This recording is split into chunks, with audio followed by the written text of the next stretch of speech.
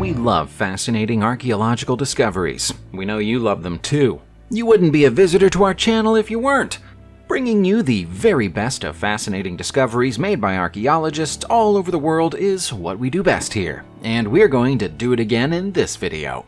Make yourself comfortable and we'll begin.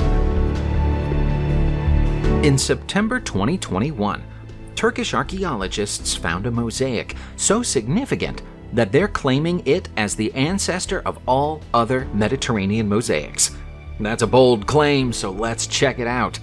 This careful arrangement of more than 3,000 stones was found in the remains of a 3,500-year-old Hittite temple in Usakli Hoyuk. The stones have lost some of their colors over time, but they would originally be black, red, and beige shades, arranged in curved and triangular formations, thus creating the mosaic. It's about 700 years older than the oldest known floor or wall mosaic in Greece. The discovery of the remains of a palace at the same site meant that Usali Hoyuk became a candidate for the location of the long-lost city of Zipalanda. The city's name appears on many ancient Hittite tablets and was known as a place where people came to worship the Hittite storm god, but its precise location had always remained a mystery. In December 2022, after another spate of discoveries, archaeologists and scientists removed all doubt and were finally able to confirm that Zipalanda had been found once more. The giant of Cairn Abbas is an ancient figure carved into a hillside in Dorset, England. It's famous for two things. The first is that it's one of the oldest notable petroglyphs in the United Kingdom. The second is that the man depicted in the carving is very pleased to see you. Scientists and archaeologists have always known that the carving was old, but a recent series of tests carried out on soil samples taken from it have proven that it's even older than was always suspected. We can now say with a reasonable degree of certainty that it was etched into the hillside 3,000 years ago. That's quite a surprise, given the fact that there's no record written mentioning the Cairn Abbas giant until 1694. To be fair to the people of the 17th century, though, the petroglyph wasn't easy to see back then. It only looks so sharp and well-defined now because it's regularly maintained with up to 17 tons of white chalk at a time, ensuring the monument is still there for future generations to see. Some historians believe it to be a representation of Helus, a deity worshipped by the Anglo-Saxons, but it could just as easily be Hercules. In 2018, archaeologists conducted an excavation of a necropolis known as Volna I in Krasnodar, Russia. As expected, they found plenty of human remains in the necropolis, but they also found an unusual musical instrument. It's a type of ancient Greek instrument known as a trigon harp. The artifact was found inside what's thought to be a family burial vault that was sealed around 2,400 years ago. The base of the harp was made of leather and wood, and as such it rotted away a long time ago. But the remaining pieces of the instrument include bronze legs used for the strings, onlays made of bone, and bronze brackets which once attached the onlays to the wooden elements.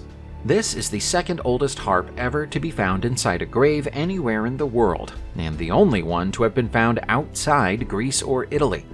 Trigon harps are easy to identify from their unusual onion-like shape, and are thought to have originated in ancient Egypt more than 4,000 years ago, before being adopted by the Greeks 1,500 years later. We have no doubt that you'll have heard of the famous Moai statues of Easter Island. What you may not have heard is that many of them were sadly damaged by an enormous forest fire in October 2022. The out-of-control fire burned through over 100 hectares of the national park that contains the statues, some of which are so badly damaged that they are feared to be beyond repair. There are over 1,000 moai in the park, the origins of which are still shrouded in mystery. It's generally believed that they were carved during the 13th century by the original inhabitants of the island, but so little is known about the island's original inhabitants that it's impossible to be sure. The part of Rapa Nui National Park most affected by the fire is the area around the Rano Raraku volcano. Unfortunately, this is also the area most densely populated by Moai statues, with roughly 700 of them in the vicinity. While the statues are often referred to as the Easter Island heads, this isn't strictly accurate. The heads have torsos attached to them. It's just that the torsos are buried underground. Archaeological discoveries don't come much bloodier than this one.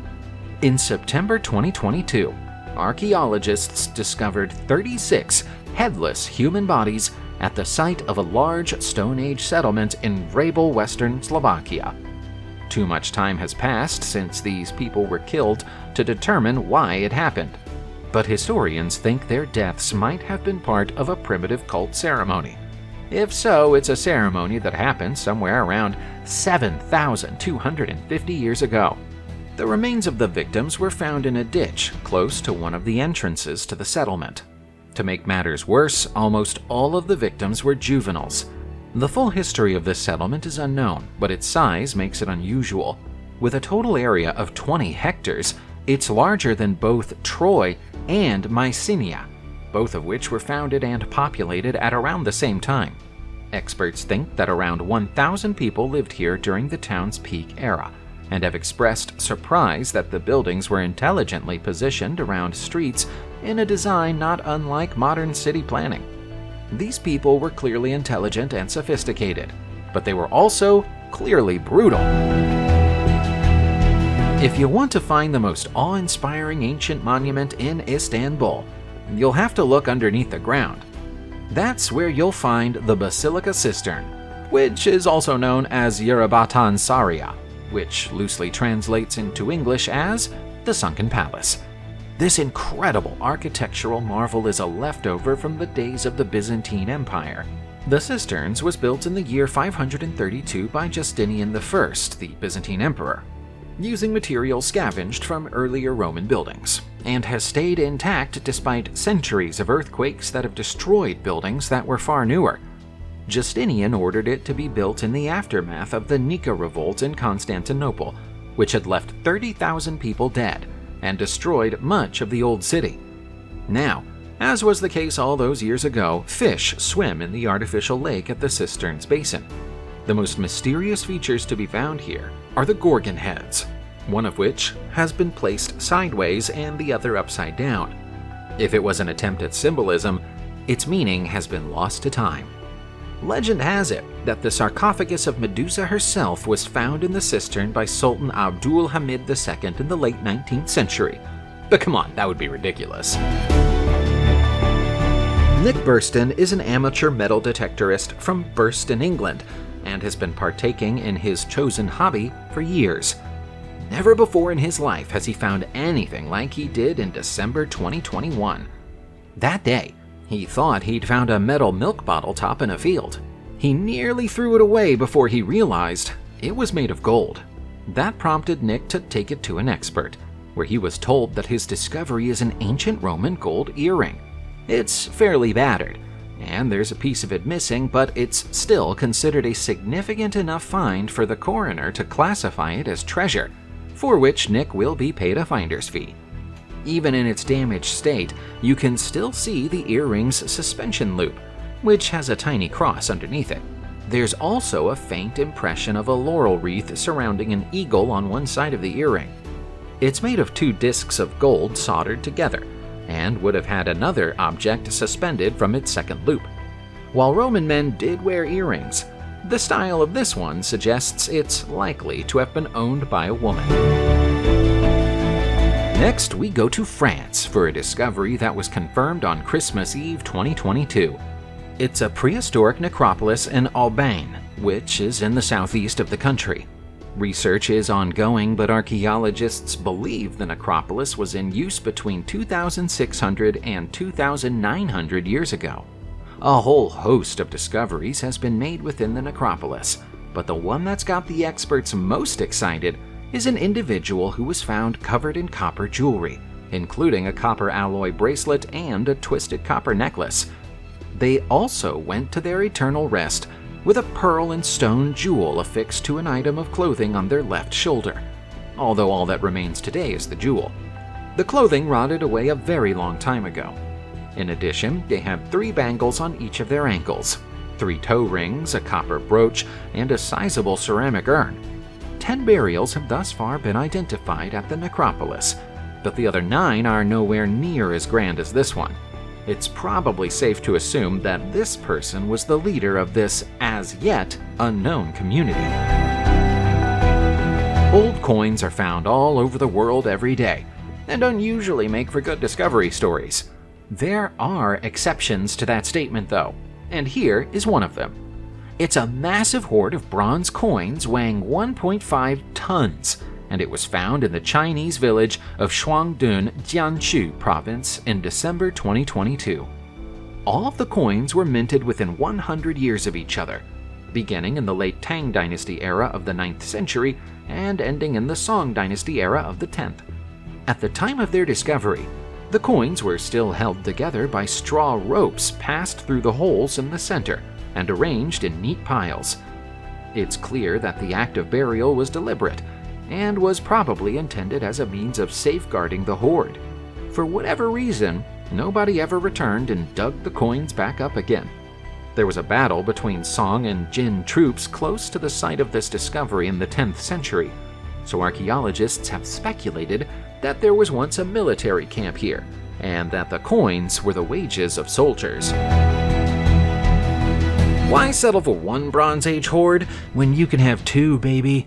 In December 2022, the discovery of 2 late Bronze Age hoards was confirmed in Poland. Both were found at the same time, with one directly on top of the other. The discovery was made in Kaliska, where experts say that the larger of the 2 hoards is the most varied Bronze Age assembly ever found in Pomeranian territory.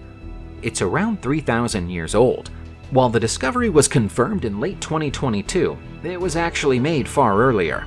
Amateur archaeologists found the artifacts in 2017 but neglected to inform the authorities and instead sold them on the black market. Only when photos of some of the artifacts appeared on an auction website several years later did authorities become aware and the objects were traced. Among the precious items are Bronze Age horse harness fittings, copper vessels, weapons, and armor accessories. There are 124 artifacts in total.